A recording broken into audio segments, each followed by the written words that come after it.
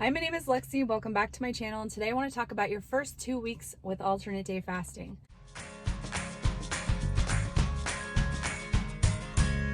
All right, so you may have just started alternate day fasting because it's the new year, or you've been fasting for a really long time. You just want to switch it up, and you need a change.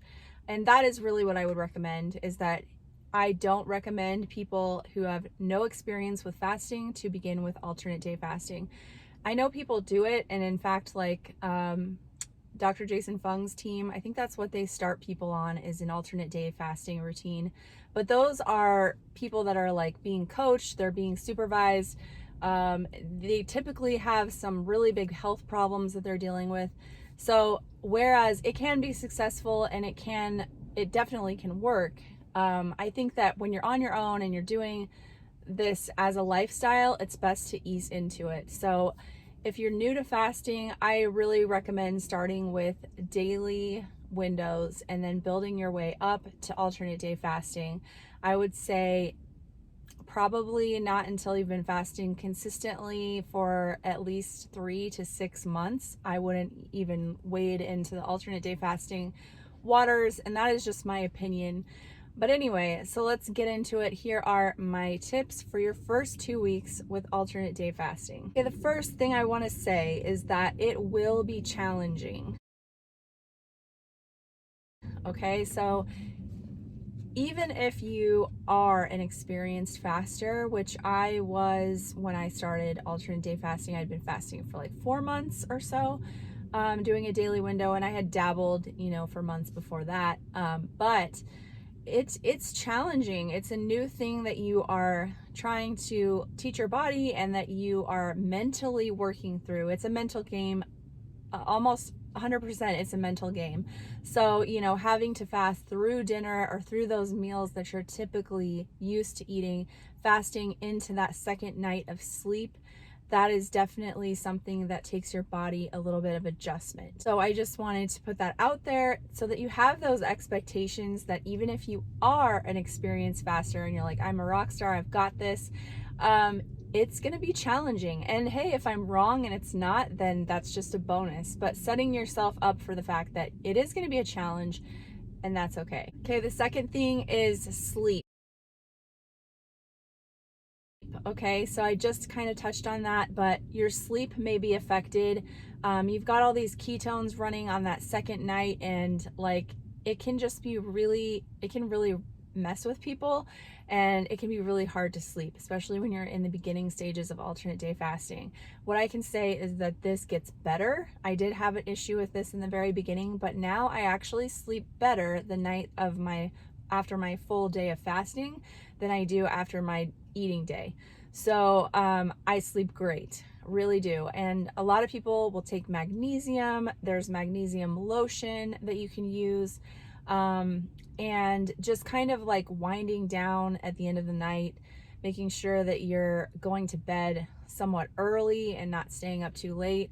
Those are things that can help. So just kind of keep that in mind, that if you're sleeping terribly during those first 2 weeks, it does get better. It's not going to be forever. And yeah, it is hard. Okay, the third thing I would say is be consistent. Okay, so you are going to have so much opportunity for flexibility along your alternate day fasting journey. You don't have to do alternate day fasting forever. But if this is something that you really want to try out and give a solid chance, I would say stick to it for those first, at least 2 to 4 weeks. I'd say 4 weeks. Be really consistent as far as like getting at least 3 full day fasts in a week. And then after that point, once you've adjusted to this kind of rhythm, then you can be more flexible and change up your schedule. But if you really, really, really want to give alternate day fasting a try, I say be consistent those first 2 to 4 weeks and be really solid. So you're going to have to find a time where you can do that, where you don't have any trips planned, you don't have any major like stressors that are going to be a problem that might mess up your focus. So don't try to start alternate day fasting when you're moving, or you have a huge project at work you're trying to hit a deadline, or you just have these big stressors that are there. Don't even try starting it during that time, because it's going to be too much. It's just going to be too much cortisol, too much change. It's just going to blow up in your face. So really focus on a time when this can be your focus, where, you know, things are just sort of on autopilot and you don't have any major things going on. The next thing is to plan your food. This is super important because when you break your fast, you want to be able to have hearty and nourishing meals ready for you to eat so that you feel good for your next fast. Now, I know it's tempting when you have fasted a whole day to go ahead and just eat all of the things you've been dreaming about, but I will tell you that that desire is going to change, because even though on a fasting day I will think that I want to eat all the fast food in the world and it sounds so good, when it comes to the day where I break my fast and it's my eat day, I just don't want those things anymore, and I'm not that hungry either. So, you know, just being aware of that. When you break your fast, it's best to do something that's higher in fat and protein. And so people have so many various things that work for them. Go ahead and leave what works for you in the comments. I like to break with nuts. I sometimes do bone broth or meat. And I also like to add in a little bit of fermented food. So like I do sauerkraut. I also really like my lemon vinegar water. I do raspberry vinegar with lemon and I love it. So those have glucose, you know, balancing benefits, as well as I have a history of a kidney stone. So those help me in that way as well. So that's why I choose those. But there's a lot of different things you can do. Avocado, some people like eggs. And so you just want to experiment and see what makes you feel your best. A lot of people, what will happen is they'll start alternate day fasting and they'll just break their fast with whatever. And guess what happens? They will end up in the bathroom very quickly and it's not pleasant. So don't do that. Break your fast mindfully. Make sure that you have, you know, good meals that you know make you feel really good. Go ahead and have, you know, a treat or whatever. Have what it is you're craving, but also include some good nutrition, some protein, and some healthy fats and things, you know, vegetables, stuff that makes you feel really good, stuff you know makes you feel really good. Not me, we're all different. But definitely do that. Have your food planned out ahead of time. The next thing is to allow yourself to have a long window. Now, what I mean by this is the framework for alternate day fasting is 6 to 12 hours of eating and 36 to 42 hours of fasting. So within there, you have a lot of flexibility. So I would say, please don't expect yourself to have to eat within a 6-hour window and fast 42 hours when you're beginning alternate day fasting. That may be where you settle. That may be your sweet spot. That may be what you love. But don't expect to have to do that right when you start. When I started, I think I was about like 38 hours of fasting is where my fasts were about 38 hours. And so I'd have like a 10-hour eating window. I would have really long eating windows on the weekend. Saturday would always be like 12 to 14 hours.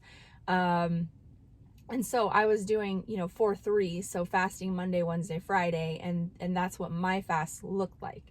But it's really important to be able to get 2 to 3 at least solid meals within your eating window. The reason is you want to have your metabolism working properly, and you want to reassure your body that you've got food coming in. You don't want to overstress it.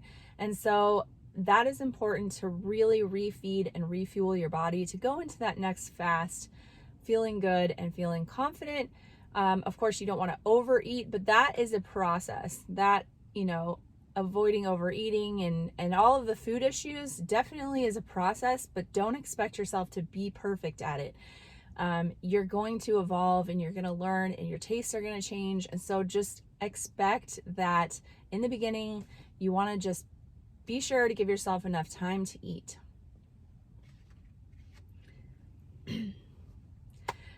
Now, the next thing is to expect fluctuations.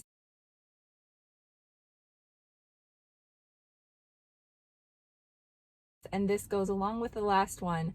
Because one day you are eating nothing and one day you're refeeding, the scale is going to go like this. It's going to be a big, wave. And so what you're hoping for is that over time the trend goes down. I really like the Happy Scale app for this. It shows the trend. Sometimes I don't feel like using the app and sometimes I do, but that is one that really helps to kind of see the trend. You can just record your weight after a down day, meaning after your fasting day, and then that might help you to not obsess over those fluctuations quite as much. You could do that, but if you're okay with the data, then I think it's really interesting to see how much you go up after an eating day, because noticing that maybe like this day I went up this much and this day I only went up this much. So what was the difference? Like what did I eat that was different? What was there, just a big stress in my life or something? Kind of like being a scientist in your own life and figuring out where those fluctuations come from, I think can be really powerful and useful. So whether you want to weigh or not, that's totally up to you, but I think that data can be very helpful. Now, the next part is with that, take pictures. And if you're going to weigh, definitely weigh yourself before. If you don't want to see that number, maybe just get on and have somebody else record it. Or if you have one of those like apps that connects to your scale, then you can just not look at it and it'll go to the app or whatever. But take those pictures and take them from lots of different angles and keep taking them as you go to compare. You don't have to show them to a single person. There is a way on an iPhone, I don't know about any other phone, that you can hide pictures. So you can keep them in a hidden folder so that they're not just in your normal, photo feed, so that people don't have to scroll through and see them, which I did not know at the beginning of my journey. And so I did not take pictures. Like I took a couple, but they were just really like not great quality pictures. And I wish that I would have taken more. I wish I'd been more consistent about that and really just had a better idea of the progress that I made from the beginning, because that is going to be more motivating, I think, than the scale, because sometimes you can't see on the scale what you can see in a picture. It just shows you that progress better. Also, I would say write down like a list of everything that you feel right now, like any kind of ailment or ache or pain or anything that's negative in your overall health. Write it down, and then as you go along, see how that changes. See if there's anything that improves. I think that's really powerful. The next point is just to stay busy. So make sure you have plenty to do, hobbies to work on, projects to do, things to do when you get into that mode where you're tempted to eat and you're bored and you just want, that you just want to eat. So have something to do in those moments. Stay busy. If you can work your fasts, if you do have a full-time job, I think that it can be really helpful to be at work during your fast, as long as you stay busy during your lunch hour when everyone else is eating. It's just making use of that busyness to distract you from the thoughts of food. And the last point that I'm going to share for your first 2 weeks is to educate yourself. And I think this one is super important. It can't be understated. I love to read books. I love, first and foremost, Fast, Feast, Repeat by Jen Stevens is, I believe, the best and most comprehensive book on fasting that there is out there. And so I recommend anybody who is starting fasting or alternate day fasting, if you haven't read it already, to go check that one out. There's also the Obesity Code, and there's a lot of others that are great as well, but I have my favorites always linked below. So I hope that helps you if you're on your first 2 weeks. I know you can do this, and I believe in you. I hope you're doing well, and that this helps you in some way. I have a whole playlist on tips for alternate day fasting, so you can check that out. And I hope you're having a great day. I'll talk to you guys later. Thanks for watching. Bye-bye.